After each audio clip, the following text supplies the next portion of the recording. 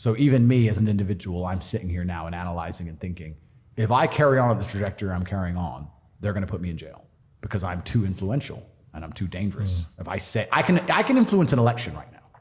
That's a huge worry, isn't it? It's scary for them. They're like, oh, who's this guy? Yep. And they've tried to get me to sell my soul. I'm not going to give too many stories, but on multiple occasions, they've tried to get me to sign contracts and offer me a bunch of money to shut up and agree to this and agree to that. And I won't do it. So now they're sitting there going, okay, there's this person with massive influence, perhaps the most influential man in the world. We've offered him to sell his soul so we can control him. He won't do it. He can influence things massively. He is a wild card. What do we do about this person? And they sit and they go, okay, well, accuse him of something, put him in jail.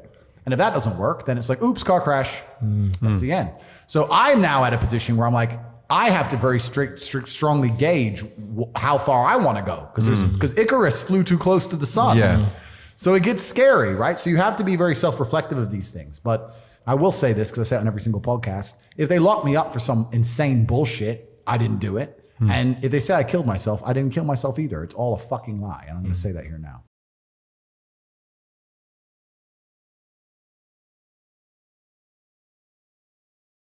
Today's topic, Andrew Tate, the myth, the man, the legend. The reason why the internet has been so divided for the past, I believe, 5 days over his arrest. So yeah, it's crazy, man. It's crazy, more especially if you're standing on the sideline and just observing haters and fans. It's crazy to the point where you don't even know how to differentiate between the two, haters and fans, because everyone is just in their emotions currently.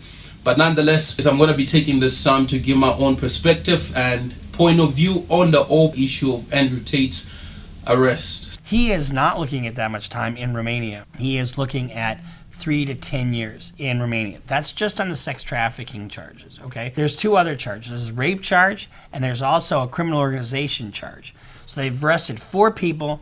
Andrew Tate's going to be there for the next 30 days. I don't think there's any reason for an appeals court to overturn that. So let's first take a look from his own words, what he says. Found this little webcam thing. So I text all my girlfriends. They're all coming here to live with me and work with me. All 5 flew in. This bitch. I'm like, she's my girlfriend. She's my girlfriend. She's my girl. You're all my chick. And you're going to stay here and we're going to make some money. 3 left, 2 stayed. And we started this little webcam business from my apartment. Got to the point where at one point I had 75 women working for me in 4 locations. I had one girl and she got too drunk one day and she threw up in my apartment. I told her to clean up. She refused to clean up. Started being an idiot. So I took her stuff, threw out the window. If all the other girls see me be disrespected, they're going to lose respect for me. Fact. I didn't want to fire her, which is more reason why I had to fire her ass. Got her shit out the window, so throws her out the window. Got her by her 2 arms and marched her out the door, locked the door. Texted me, you owe me my last month's wages. I ain't paying you nothing. She went to the police and told the police I hit her. This is how it starts. This is how law enforcement involvement with him starts. 5 in the morning, 4 months later, and I heard the door, boom, boom, and I heard police. There's a few things I can't say in the podcast. I've lived a varied life. That is a form of self-snitching. That indicates that there's things out there that are illegal that he's done. I've done some things when I had to pay the bill. What's this gonna be? So I flush my phone down the toilet quickly.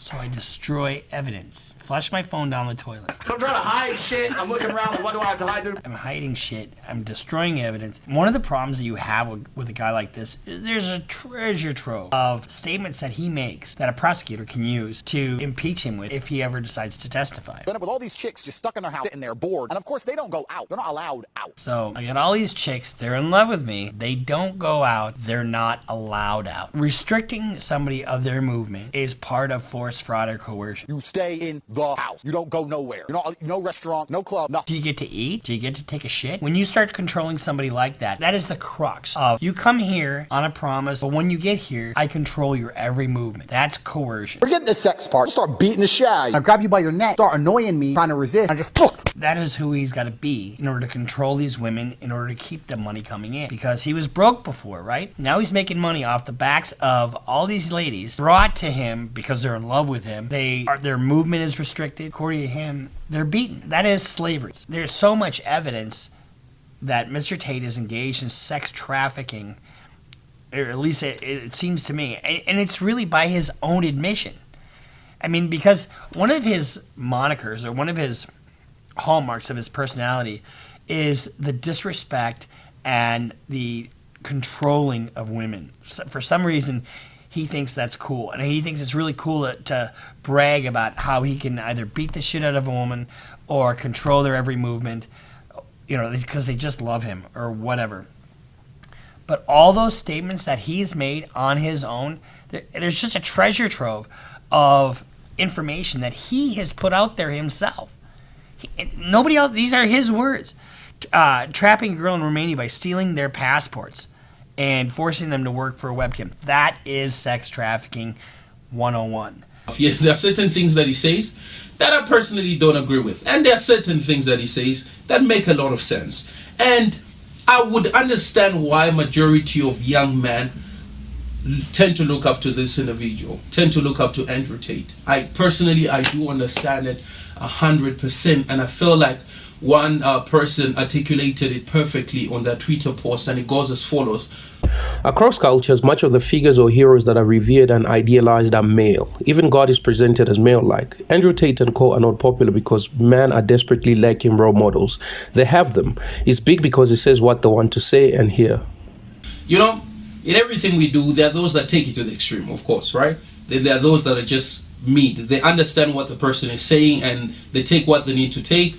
And there are certain things that are like, nah, this won't work for me because I'm not you and you are not me. And yeah, we're just two different people. So I'll take this works for me, this doesn't work for me. And there are those who are just quite malleable, right?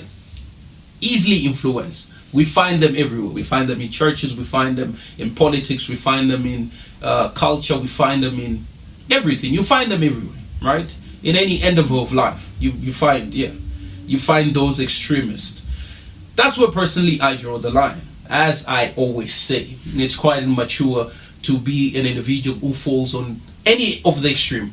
Whether you're a fan and you're just falling on the extreme where you don't see this person flaws, and whether you're a hater, you're just falling on the extreme way you're just disagreeing, or rather you hate this individual so much just because he presents a different opinion to yours.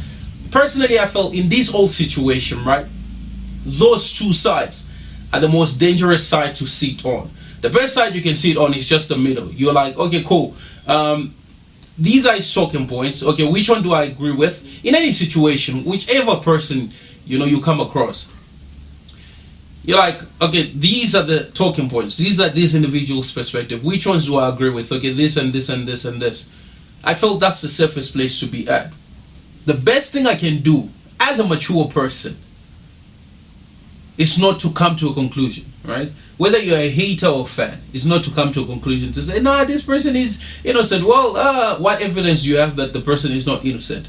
And on the other side, it's like, oh no, this person is guilty. This person is guilty. This person is guilty. Well, what evidence do you have that this person is not guilty, or that this person committed the crimes that he's being accused of? Nothing. Both sides literally have nothing. So what are we arguing about? Nothing, because we don't know these individuals. We just know what they presented to us and what they say, regardless of whether we have friends that have met them. You don't know people, man. You can meet an individual for a day or 2 days or a month. You don't know this individual. You don't know this person, where this person has been. But nonetheless, guys, those are my 2 cents. Let's just wait and see how the whole issue unfolds. Whichever direction it goes to, great. If the person is released, well, that's great. If both the brothers are released, well, that's great. That's really nice. If it goes the other way, okay. Life happens, man. Life happens. Every person has to do what they gotta do, right? It is what it is, man. So, guys, those are my 2 cents. Thank you so much for joining me today. Don't forget to like and subscribe.